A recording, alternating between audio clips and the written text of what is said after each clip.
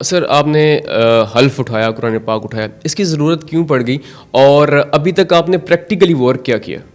Lithium Pakistan میں موجود ہے، سب سے بڑی بات تو یہ سمجھیں۔ پاکستان میں گرینائٹ موجود ہے، پاکستان میں ماربل موجود ہے، تو پھر میری سیاست کی غلامی آپ کیسے کریں گے؟ ہم خود مختار کیوں نہیں بن سکے، اپنے پاؤں پہ کھڑے کیوں نہیں ہو سکے، اور یہی ساری چیزیں جو ہمارے گھر میں موجود ہیں ہم باہر سے کیوں لیتے ہیں؟ ڈیجیٹل پاکستان کی ویڈیوز دیکھنے کے لیے ہمارا چینل سبسکرائب کیجیے اور بیل آئیکن کو پریس کیجیے تاکہ آپ ہر ویڈیو سے باخبر رہ سکیں۔ السلام علیکم ناظرین، ڈیجیٹل پاکستان کے ساتھ میں ہوں اویس علی۔ ہم نے بچپن سے ایک کہاوت سنی ہے، چراغ تلے اندھیرا۔ اس کی تشریح ٹیچرز کچھ اور کرتے تھے، لیکن اس کی پریکٹیکلی تشریح کیا ہے آج میں آپ کو بتاؤں گا۔ انسانی سہولیات کی جتنی چیزیں ہیں، چاہے وہ ٹی وی ہے، چاہے وہ موبائل فون ہے، چاہے آپ کی گاڑیاں ہیں، کمپیوٹرز ہیں، ہوائی جہاز ہیں، کچھ بھی ہو، ان میں جتنی معدنیات استعمال ہوتی ہیں پاکستان امپورٹ کرتا ہے۔ لیکن کیا آپ کو خبر ہے کہ سعودیہ ایک منرل پہ آج پوری دنیا کا کنگ بنا ہوا ہے، اور پاکستان کے پاس 92 منرلز ہیں، اور آج بھی ہم دوسروں کے محتاج ہیں۔ آج بھی ہم خود مختار قوم، خود مختار ملک نہیں بن سکے۔ ہمارے ساتھ موجود ہیں منسٹر مائنز اینڈ منرلز میر خدا بخش مری۔ انہوں نے کچھ ٹائم پہلے قرآن پاک پہ حلف اٹھایا تھا اور کہا تھا کہ پاکستان کے پاس وہ چیزیں موجود ہیں کہ اگر ہم اس کا صحیح استعمال کریں تو دنیا ہمارے پاؤں میں آ کر پڑ جائے گی۔ لیکن کیا ان کو ان کا کام کرنے دیا جائے گا، اور پاکستان کے پاس کیا کیا چیزیں ہیں اور اس سے ہم کیا کیا کر سکتے ہیں، ساری تفصیلات آج کی ویڈیو میں۔ اور جو آپ کے آباء و اجداد خواب دیکھتے دیکھتے قبر تک پہنچ گئے کہ کبھی پاکستان بھی ترقی کرے گا، جس کا ہم نے بڑے بڑے بلند بانگ دعووں میں سنا تھا، وہ کیسے ممکن ہے اور اب تک کیوں نہیں ہو سکی، آج کی ویڈیو میں جانیں گے۔ السلام علیکم سر، کیسے ہیں آپ؟ وعلیکم السلام، الحمدللہ کرم، آپ کیسے ہیں؟ الحمدللہ۔ سر سب سے پہلے آسان لفظوں میں یہ بتا دیں کہ پاکستان کے پاس ایسا کیا کیا موجود ہے اور اس سے ہم کیا کیا کر سکتے ہیں۔ ہم نے 92 منرلز کا ذکر کیا، چیدہ چیدہ بتا دیں کون کون سی چیزیں ہیں۔ ایسا کیا کیا پاکستان میں نہیں ہے، بلکہ تو یہ کہنا چاہیے پاکستان میں اللہ تعالیٰ کی مہربانی سے میں شروعات ان چیزوں سے کرتا ہوں جو اس دور میں لوگ سمجھتے ہیں شاید۔ لیتھیم پاکستان میں موجود ہے، سب سے بڑی بات تو یہ سمجھیں۔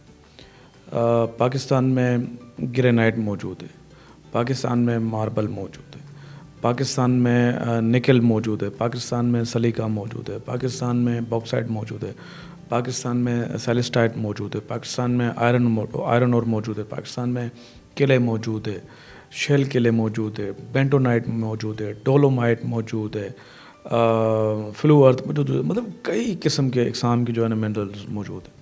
سر گو کہ آپ منسٹر بھی ہیں، وزارت آپ کے پاس ہے، لیکن میں اب یہ چاہوں گا کہ آپ مجھے ڈپلومیٹک آنسر نہ کریں، ایک اسٹریٹ فارورڈ عام بندہ بھی سمجھ سکے۔ اب تک یہ ساری چیزیں ہونے کے باوجود ہم خود مختار کیوں نہیں بن سکے، اپنے پاؤں پہ کھڑے کیوں نہیں ہو سکے، اور یہی ساری چیزیں جو ہمارے گھر میں موجود ہیں ہم باہر سے کیوں لیتے ہیں؟ وجہ یہ ہے کہ جب آپ نے سوال ہی ایسا کیا تو میں اس کا آپ کو جواب اس طرح دوں کہ کیونکہ اگر ملک میں چیزیں بننے لگ جائیں اور ملک کا اپنا جو منرلز ہے اور اس کا یوٹیلائز ہونا شروع ہو جائے اور ساری چیزیں بن جائیں تو پھر ہماری عوام جو ہے، آپ جو ہے نا وہ ایک معتبر اور ایک عام شہری کے ساتھ ساتھ آپ ایک اچھے بزنس مین اور ایک اچھے معیار کے اور کاروباری شخصیت جو ایک لیول کے جو دنیا گھومیں گے، دیکھیں گے اور سب کچھ کریں گے، تو پھر میری سیاست کی غلامی آپ کیسے کریں گے؟ سب سے بڑی چیز تو یہ ہے۔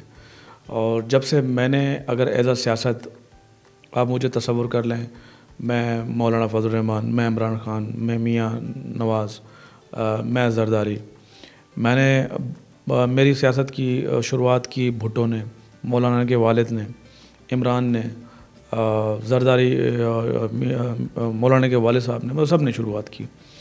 تو بطور میں نے محنت کی سیاسی پارٹی میں، اگر ایم پی ایم این اے سے شروع ہوا تھا تو میری کوشش تھی کہ میں وزیر داخلہ یا سی ایم بن جاؤں یا وزیر خارجہ بن جاؤں، میں بن گیا۔ پھر میری کوشش تھی میں صدر بن جاؤں، وزیر اعظم بن جاؤں، میں بن گیا۔ تو میری 30 سالہ 40 سالہ میرے باپ نے جو شروعات کی تھی، میرے دادا نے جو شروعات کی تھی، میرے نانا نے جو شروعات کی تھی، وہ ایک سیاست کی تھی۔ وہ سیاست کا جو آج گہوارہ ہے یا جو جس کی تمام سہولتیں، جس کی تمام ترقیاں، جس کی تمام دولتیں، جس کی تمام قوتیں، طاقتیں آج وہ وراثت میں میرے خاندان میں تقسیم ہو رہی ہیں، عام پاکستانی میں نہیں ہو رہی۔ سر کہا جاتا ہے کہ جو دینے والا ہے وہ بہت غنی ہے، بہت سخی ہے، اس نے بہت کچھ دے دیا، تقسیم کرنے والے جو ہے نا وہ صحیح سے تقسیم نہیں کر رہے۔ بتا تو آپ نے سب کچھ دیا, یہ کون لوگ ہیں جو روکے ہوئے ہیں؟ اور دوسرا کہا جاتا ہے کہ ہم تو اتنے زیادہ سیکیور ہیں کہ چڑی پر نہیں مار سکتی, تو کہاں جا رہے ہیں سارا کچھ؟ یار بات یہ ہے کہ ہمارے یہاں ہوتا کیا, میں آپ کو سچی بات بتاؤں, اور کون ہے سیاست, سیاست کی دوڑ کس نے سنبھالی, انہوں سنبھالی. یہ وہ سیاستدان ہیں ہمارے لوگ, یہ اوپر کی ملائی ساری کھاتے ہیں اور بعد میں تھو کرتے ہیں. اچھا وجہ کیا ہے کہ دیکھیں, اگر آپ مجھ پہ الزام لگائیں گے نا, یا کسی صحافی پہ لگائیں گے, کسی سیاستدان پہ لگائیں گے, نون لیگ پیپلز پارٹی پہ لگاتی ہے, پیپلز پارٹی نون لیگ پہ لگاتی ہے, یا پی ٹی آئی اس پہ لگاتی ہے, اس پہ لگاتی ہے, آدھے گھنٹے میں موقف کے لیے آگے پہنچ جاتے ہیں, موقف دے دیتے ہیں اور بیان بازی شروع ہو جاتے ہیں. ان کو پتہ ہے یہ موقف آ جاتا ہے. تو اسٹیبلشمنٹ وہ گونگی گائیں ہیں کہ جس پہ جو تھوپنا ہے تھوپ دو, کیونکہ اس نے آ کے کوئی موقف تو دینے نہیں ہے. تو اس وجہ سے دنیا نے یہ سمجھ لیا ہمارے سیاستدان بیچارے بہت غریب ہیں, مظلوم ہیں, جتنی کوئی بدماش ہے وہ اسٹیبلشمنٹ ہے. اگر حقیقت دیکھیں تو جب یہ اگر اتنے اچھے ہیں, اتنے معصوم ہیں, تو یہ ملائی کیوں کھاتے ہیں؟ اصل بدماش تو یہ ہیں. اچھا سر, آپ نے حلف اٹھایا, قرآن پاک اٹھایا, اس کی ضرورت کیوں پڑ گئی, اور ابھی تک آپ نے پریکٹیکلی ورک کیا کیا؟ پریکٹیکلی الحمدللہ میں نے کافی کام کیا. سب سے بڑی جو میں اچیومنٹ الحمدللہ یہ سمجھتا ہوں کہ کم از کم لوگوں میں ایک اویئرنیس تو آئی. آپ نے جو جنرل نالج میں, معاشرت العلوم میں آپ نے جو پڑھا کہ ہمارے پاس اتنے وسائل ہیں, یہ ہے وہ ہے. میں آپ کو بڑی ایک سرپرائزنگ کی ایک بات, ایک مثال آپ کو دوں کہ جو جنرل نالج میں آپ نے پڑھا, یعنی کہ وہ جو ریسرچ تھی, جو آپ نے کتابیں پڑھی, آپ کی یونیورسٹیاں, آپ کی اسکولوں میں جو آپ کو پڑھائی گئی, تو وہ بھی انگریزوں کی, گوروں کی مرہون منت تھی. آپ نے تو وہ بھی نہیں کی. سر ابھی جو اس وقت جب ہم انٹرویو ریکارڈ کر رہے ہیں, دنیا میں بہت ساری جگہ پہ ایسی ایسی جنگ ہو رہی ہے جو سلیکون کے لیے ہو رہی ہے, کمپیوٹر کے چپ سیٹ کے اندر جو استعمال ہوتی ہیں اس کے لیے ہو رہی ہے, کیونکہ دنیا باقی چیزوں سے آگے نکل چکی ہے, وہ اس چیز پہ لڑ رہی ہے. تو کیا آپ کو لگتا ہے کہ پاکستان کے جو ہے اس دوڑ میں کبھی شامل ہو پائے گا, یا پاکستان کے ساتھ بھی کوئی ایسی کوئی جنگ ہونے شروع ہو جائے گی؟ جیسے اب ہم نے ایک ایکسپلور کر دیا, ڈسکور کر دی کہ ہاں ہمارے پاس یہ سارا کچھ موجود ہے, تو کیا اگلی جنگ جو ہے پاکستان میں بھی ایسی ہونے والی ہے کوئی؟ میرے خیال میں ہمارے نوجوانوں کو سیاستدانوں کی قید کی زنجیریں توڑنی چاہیے. یا تو وہ بہادر شہری بنیں, اور یا اپنی ڈگریاں جلا دیں. اگر ڈگریاں اپنی نہیں جلاتے تو کم از کم اپنی جو سیاست ہے, اپنی جو قوت ہے, اپنی جو تعلیم ہے, اپنی جو ڈگریاں ہیں, اس کو اپنی طاقت اور اپنی قوت بنائیں, بجائے سڑکوں پہ ان سیاستدانوں کے حق میں. پاکستان کی ترقی کے لیے, ہندوستان وہ ملک تھا جس کو 65 سے پہلے یا 65 کے بعد سے لے کے 71 میں ہم جوتے مارنے کے قابل تھے, لیکن یہ وقت دور نہیں ہے. اگر اسی طرح ہم نالائق رہے تو سیمی کنڈکٹر سے لے کے باقی چیزوں پہ ہندوستان بہت جلد, اور اس وقت اس قابل ہو گیا ہے کہ وہ ہمیں جوتے مار سکتا ہے. وہ اس نے تو ابھی مودی نے کہہ دیا تھا کہ اب بہت ہم نے وقت ضائع کر لیا, معیشت سے ٹکر دیں گے. اچھا, آپ کا ٹینیور ختم ہونے والا ہے, اس کے بعد آپ کا کیا پلان ہے, نیکسٹ کیا کریں گے؟ اسی طرح اویئرنیس صرف دیتے جائیں گے, کیونکہ بہت دفعہ تو کہا جاتا ہے great talkers are not great doers, تو کیسے پریکٹیکلی ورک کریں گے آئندہ اس کے بعد؟ مجھے امید ہے انشاءاللہ اللہ تعالیٰ کی ایک ذات سے میں کبھی مایوس نہیں ہوں. جب اللہ نے مجھے یہ موقع دیا تو ضرور اللہ مجھ سے کچھ کام لینا چاہ رہا تھا, اور شاید اللہ نے مجھ سے کم از کم ہر چیز کی شروعات کم از کم پہلے تو اویئرنیس سے ہی ہوتی ہے.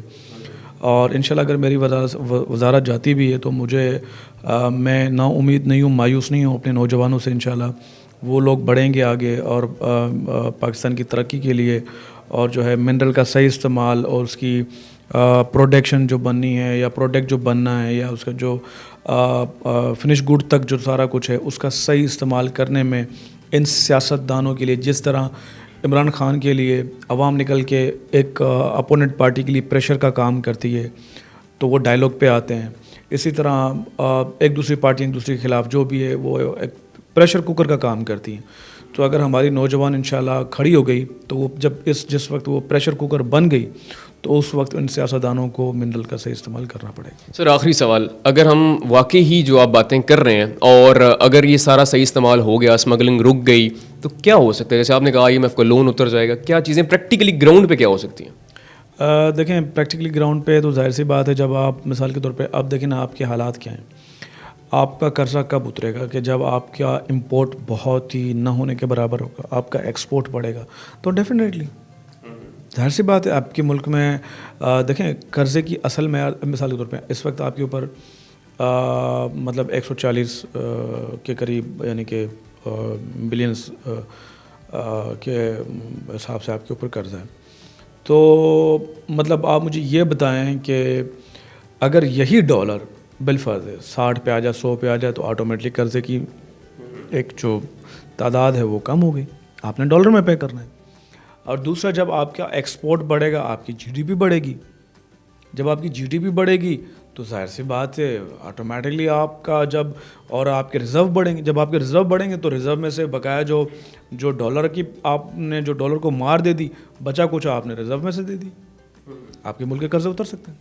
سو ناظرین, یہ ایک ایسا انٹرویو تھا جو کہ آپ کو آنکھیں کھولنے کے لیے کافی ہوگا. اور میں آپ کو یہاں پہ ایک اور چیز مینشن کرتا جاؤں کہ پاکستان وہ واحد میرے خیال میں دنیا میں ملک ہے, اتنی بڑی انڈسٹری کی منسٹری ہی نہیں تھی. اب آگے پتہ چلا کہ یہ بھی کوئی منسٹری ہے اور اتنا ہمارے پاس رچ چیزیں ہیں اور ہم جو ہے وہ باہر سے امپورٹ کر رہے ہیں. سو بلوچستان کی اگر آپ مثال لے لیں, اتنا بڑا صوبہ ہے اور سب سے زیادہ جو منرلز ہیں, معدنیات ہیں, وہ بلوچستان کے اندر ہیں, لیکن ان کو محروم کیا جا رہا ہے. سوئی گیس کی آپ ایک سمپل سی مثال لے لیں, اور کہا جاتا ہے کہ زبان خلق کو نکارہ خدا سمجھو. سو میرے خیال میں حکمرانوں کے لیے یا ان لوگوں کے لیے یہ ایک خاموش پیغام ہے, خاموش میسیج ہے کہ اب عوام اتنی اویئر ہو چکی ہے کہ وہ اپنا حق لینا جانتے ہیں. اور عوام سے بھی ریکویسٹ ہے کہ اپنے آس پاس چیزوں کا خیال کریں کہ آپ کیا کر سکتے ہیں اور آپ کی کیپیبلٹی کیا ہے, کیونکہ جب تک ہم خاموش رہیں گے یہ لوگ ایسے ہی کرتے رہیں گے اور ہم اسی غربت کی دلدل میں اب ہماری جو آئندہ نسلیں ہیں وہ بھی دھنستی جائیں گی. ویڈیو کو لازمی شیئر کیجیے گا اور اپنی رائے کا اظہار لازمی کیجیے گا. اللہ حافظ.